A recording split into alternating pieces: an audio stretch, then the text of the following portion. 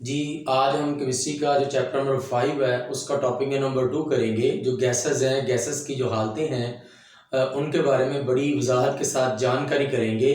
सबसे पहले है जी हमारे पास डिफियन। डिफियन क्या होता है, फिर हम लोग एफियन देखेंगे, फिर हम लोग प्रेशर देखेंगे, कंप्रेसिबिलिटी, मोबिलिटी, और उसके बाद एंड पे हम लोग डेंसिटी के बारे में जानकारी करेंगे। मेरे साथ जुड़े रहें। डिफियन क्या होता है? डिफियन एक ऐसा अमल है जिसमें गैस के मॉलिक्यूल्स का ज़्यादा एरिया से कम एरिया की तरफ जाना। ज़्यादा एरिया से मतलब जहाँ पे गैस के मॉलिक्यूल ज़्यादा होंगे, जहाँ पे कंसंट्रेशन ज़्यादा होगी, वहाँ से गैस के मॉलिक्यूल का कम एरिया की तरफ जाना, उसको हम लोग डिफियन का नाम देते हैं। इसकी एग्जाम्पल किताब पे नहीं लिखी हुई। इसकी जो एग्जाम्पल है वो लिखेंगे आप लोग। जब कमरे के एक कोने में परफ्यूम को स्प्रे किया जाता है तो वो पूरे कमरे में फैल जाती है। तो ये एग्जाम्पल आप लोग बिल्कुल आसान जुबान में छोटी सी अपने किताब पे लिखेंगे। मैं दोबारा फिर बता रहा हूँ। जब कमरे के एक कोने में परफ्यूम को स्प्रे किया जाता है तो वो दूसरे कोने तक भी पहुंच जाती है, तो इसको डिफियन कहते हैं। या आप ये कह सकते हैं जब कमरे के एक कोने में स्प्रे की जाती है तो वो पूरे कमरे में फैल जाती है। ये गैसेस के हिसाब से डिफियन की एक बहुत अच्छी मिसाल है। The movement of gas molecule from the area of higher concentration to the lower concentration, higher concentration से lower concentration की तरफ जाना, इसको हम लोग डिफियन का नाम देते हैं। उसके बाद आता है जी अफीन। अब अफीन का अमल एक ऐसा अमल है जिसमें गैस के मॉलिक्यूल्स कम प्रेशर वाली जगह की तरफ जाते हैं बारीक सुराख से। यह आपने याद रखना है, बारीक सुराख से कम प्रेशर वाली जगह की तरफ जाते हैं। फॉर एग्जांपल मिसाल के तौर पर देखें जरा, यहाँ पे जो है ना, मैं इधर एक वो जो मोटरसाइकिल का टायर होता है, इसकी ट्यूब होती है, वो मैं बना रहा हूँ। देखें जरा, कम प्रेशर वाली जगह की तरफ जाना। यहाँ पे ये जो हवा होती है, गैस होती है, यहाँ पे प्रेशर ज्यादा होता है। अगर थोड़ी सी लीकेज हो जाए, पंक्चर हो जाए, तो वो जो है ना हवा या गैस क्या करती है, वो ज्यादा प्रेशर से कम प्रेशर की तरफ आती है और ऐसा ऐसा बाहर जो है ना वो निकलना शुरू हो जाती है। दिस इज कॉल्ड अफियन, डिफियन। और उसके बाद क्या आ गया? अफियन। उसके बाद है जी pressure, force per unit area, P बराबर है F बाय A। ये समझ लें जरा। मिसाल के तौर पर ध्यान से मेरी बात सुनिए। मैं कहता हूँ प्रेशर के बारे में मैं आपको बताने लगा हूँ। ये छोटा सा मेरा ये एरिया मैं इधर बना रहा हूँ, ये यूनिट एरिया है। देखिए जरा जी, ये यूनिट एरिया है। इस यूनिट एरिया के ऊपर जो हम लोग फोर्स लगाएंगे, उसको जो है ना वो प्रेशर का नाम देते हैं। फोर्स पर यूनिट, ये मेरे पास छोटा सा एरिया जिसे कहा ए, और ये मैं इसके ऊपर जो है ना वो प्रेशर फोर्स लगा रहा हूं। देखिए जरा, मिसाल के तौर पर मैं कहता हूं कि मेरा हाथ है जी, ये मेरा हाथ जो है ना एक छोटा सा एरिया है और ये मैं इसके ऊपर जो है ना वो फोर्स लगा रहा हूं। ये यूनिट एरिया है, यूनिट एरिया के ऊपर जो है ना वो फोर्स लगा रहा हूं। This is called the pressure. अब बेटा प्रेशर को जो है ना मेजर करने के लिए दो इंस्ट्रूमेंट होते हैं। एक हमारे पास होता है बैरोमीटर और एक होता है मैनोमीटर। अब एटमॉस्फेरिक प्रेशर को मेजर करने के लिए हम जो इंस्ट्रूमेंट इस्तेमाल करते हैं, जो आला इस्तेमाल करते हैं, उसको जो है ना हम लोग बैरोमीटर का नाम देते हैं एटमॉस्फेरिक प्रेशर को मेजर करने के लिए। उसके बाद लेबोरेटरी में अगर प्रेशर मालूम करना हो, आप लोग अपनी लेबोरेटरी में जाके देखें क्या वहां पे ये जो मैनोमीटर है ये मौजूद है। ये मानोमीटर भी लिखा हुआ है या मैनोमीटर भी आप कह सकते हैं।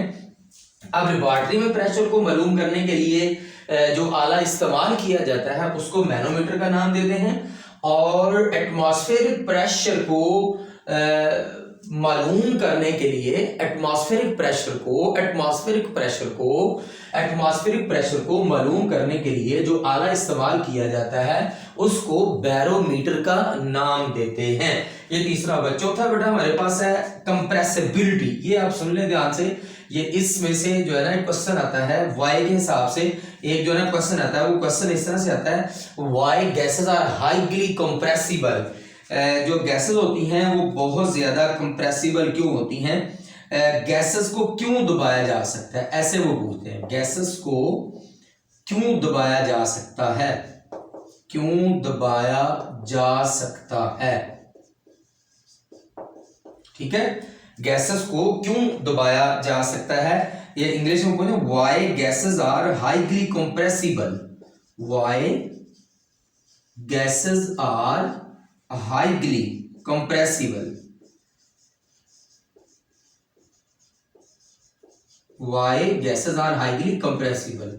मतलब कहता है आप मतलब इसकी आप इस तरह से लिख सकते हैं, गैस के मॉलिक्यूल को बहुत ज्यादा दबाया जा सकता है, उसकी वजह क्या है। ये देखिए यहाँ पे मैं ये कंटेनर बना रहा हूं, ये कंटेनर है मेरे पास, और ये मैं दो सिर्फ गैस के मॉलिक्यूल बना रहा हूं। देखिए जरा, एक गैस का मॉलिक्यूल ये है और एक, बल्कि चार में बना देता हूं, आपको समझ आ जाएगी।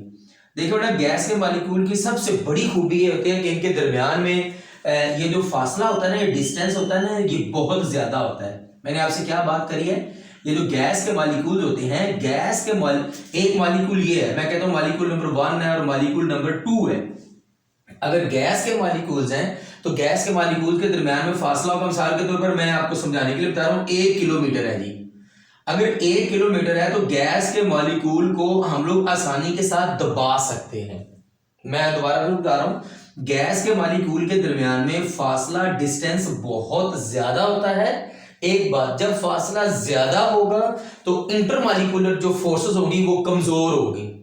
जब फासला देखें, अगर ये फासला ज्यादा है तो इसके दरमियान में ये जो कशिश की फोर्स है वो कमजोर होगी। जब कशिश की फोर्स कमजोर होगी तो उन गैस के मॉलिक्यूल्स को हम आसानी के साथ दबा सकते हैं। आप इसके 2 पॉइंट इस तरह से लिखेंगे, 2 पॉइंट आप लोग इस तरह से लिखेंगे, क्योंकि गैस के मॉलिक्यूल्स के